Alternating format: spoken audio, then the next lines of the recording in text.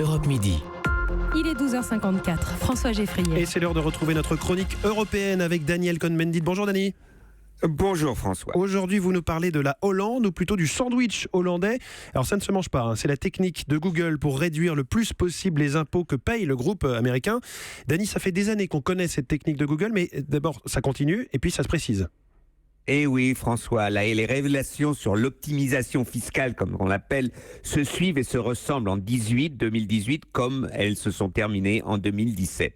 La nouvelle est tombée hier. La chaîne de télévision américaine Bloomberg a révélé que grâce à ce qu'on appelle les sandwichs hollandais, ce que vous venez de dire, la société mère de Google a transféré 15,9 milliards d'euros des Pays-Bas vers une société écran aux Bermudes. Eh bien, la manœuvre, c'est cela. Google transfère ses bénéfices européens vers l'Irlande, puis transfère le tout vers une entreprise hollandaise sans employés, puis le tout continue son merveilleux voyage vers une boîte aux lettres aux Bermudes, possédée par une entreprise enregistrée en Irlande. Ben voyons, en 2016, le montant des transférés par Google excède de 7% grâce à l'optimisation fiscale, ceux de 2015. Et Dani, l'Europe avait mis en place une réglementation. Le souci, c'est que c'est pas pour tout de suite.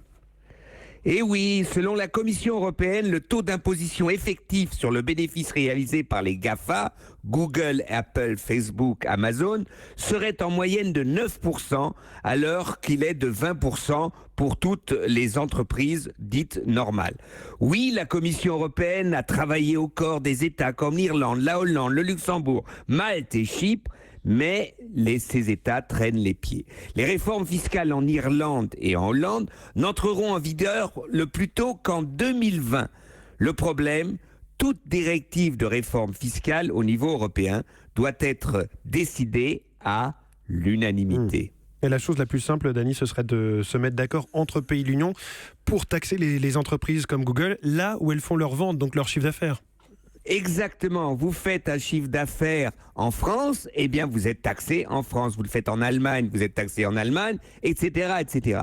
C'est la chose la plus simple, mais cela voudrait dire que où on accepte une convergence fiscale sur les impôts sur les taxes sur les sociétés, ou qu'on accepte simplement une loi très simple. Mais et c'est là le problème, des pays comme l'Irlande, par exemple, veulent bénéficier, disons, d'une concurrence qu'on peut appeler déloyale avec leur impôt sur les sociétés. Et c'est là que la Commission n'arrive pas encore, pour l'instant, à débloquer la situation, malgré les efforts de pays comme la France et l'Allemagne. Merci beaucoup, Dani, pour ce petit cours d'économie fiscale européenne. Et à demain.